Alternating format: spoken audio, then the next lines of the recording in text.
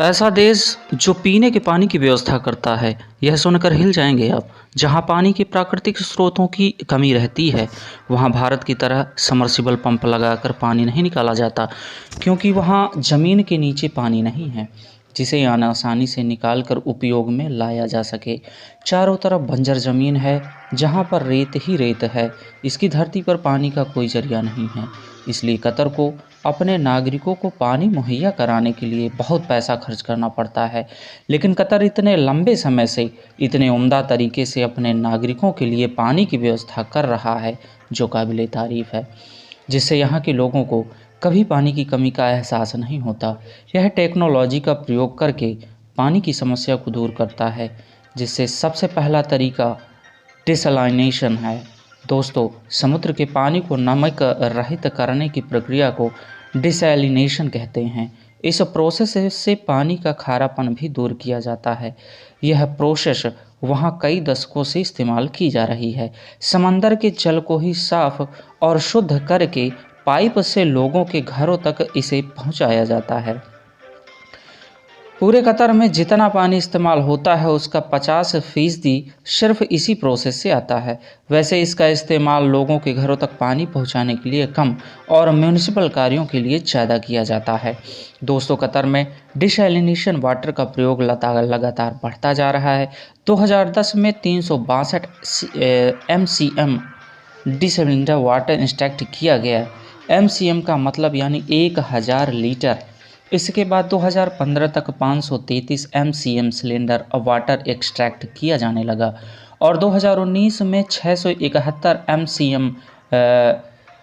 9 साल में इस टेक्नोलॉजी का इस्तेमाल 2 गुना इंक्रीज हो गया। इस प्रकार वहाँ समस्या लगातार बढ़ रही है। किसी भी देश में जैसे जैसे वहाँ की जनसंख्या बढ़ती जाती है, वैसे वैसे पानी का उपयोग भी बढ़ता जाता है। आज के समय आपको बता दें, जनसंख्या इतनी तेज़ी से बढ़ रही है जितनी तेज़ी से बढ़ रही हैं इंडस्ट्रीज़ में पानी की ज़रूरत इंसानों की ज़रूरत से ज़्यादा होती है। कतर समुद्र से घिरी एक जगह है, यहाँ समुद्रों की कमी नहीं है समुद्री पानी की, लेकिन पानी पीने लायक नहीं। यह बहुत ही खारा होता है और पीने लायक नहीं होता है। अगर जानवर भी इसे बिना शुद्ध किए पी लेंगे तो उन्हें भी कुछ दिनों में बीमारियां लग जाएंगी। इसलिए पानी को शुद्ध करना ज़रूरी होता है। कतर इन डिसैलिनेशन प्लांट का खूब पैसा खर्च करता है। ज़्यादातर डिसैलिनेशन प्लांट में मल्टीप्लेक्स स्टेज डिसैलिनेशन का इस्तेमाल किया जाता है। इस टेक्नोलॉजी में कई स्टेजेस होती हैं। पहले पानी को हाई टेम्परेचर में गर्म किया जाता है, उसे स्टीम में बदला जाता है और फिर ठंडा करके उसे पानी में बदला जाता है। इस टेक्नोलॉजी में फ्लैश इवेपोरेशन किया जाता है और इसे थ्रॉटलिंग डिवाइस की ज़रूरत पड़ती है। यह प्रोसेस 30 स्टेजेस में पूरी होती है और इसके अलावा इसे MCM टेक्नोलॉजी का भी इस्तेमाल किया जाता है। इसमें भी पानी को स्टीम में बदलकर ठंडा किया जाता है, लेकिन इसमें थ्रॉटलिंग की डिवाइस ज़रूरत नहीं पड़ती है। इसमें केमिकल प्रोसेस ही पानी को शुद्ध किया जाता है और यह प्रोसेस लो टेम्परेचर पर किया जाता है, ना कि भाप बनाकर। इन तरीकों के अलावा कतर में RO टेक्नोलॉजी का भी इस्तेमाल करके पानी को शुद्ध किया जाता है, यानी रिवर्स ऑस्मोसिस डिसैलिनेशन। इसमें पानी को समुद्र से निकालकर आयलसी व गंदगी को बाहर निकाला जाता है। जब केवल साल्ट वाटर बचा रहता है तो इसे रिवर्स ऑस्मोसिस से फिल्टर कर लिया जाता है। कतर के सबसे एडवांस डिसैलिनेशन प्लांट में है RS एबू 4, फंटास B1, रास लबान A और रास लबान B। इसके अलावा बेस्ट वाटर भी कतर में अपने देश में पानी का जुगाड़ करता है। इसके लिए कतर में सीवर सिस्टम या टैंक से वाटर को कलेक्ट किया जाता है। उसे वेस्ट वाटर ट्रीटमेंट प्लांट की मदद से ट्रीट किया जाता है। उसे बिल्कुल साफ और पीने लायक पानी बनाया जाता है। जो वेस्ट वाटर होता है उसे समुद्र या खारे पानी की झील में छोड़ा जाता है। जब समुद्र का पानी साफ किया जाता है तो उसके साथ यह भी साफ कर दिया जाता है। कतर अपने यहाँ पानी की बर्बादी नहीं होने देता। वेस्ट वाटर को कलेक्ट करने के लिए भी कई यूनिट हैं और उसे साफ करने के लिए भी अलग अलग सिस्टम लगाया गया है। 2011 तक यहाँ वेस्ट वाटर इकट्ठा किया गया जाता था, उसका 87% ट्रीट किया जाता था। 2017 तक यहाँ वेस्ट वाटर का 98% पानी ट्रीट किया जाने लगा 1998 तक आते आते होटल कलेक्ट्रेट वाटर 99.5% ट्रीट किया जाने लगा।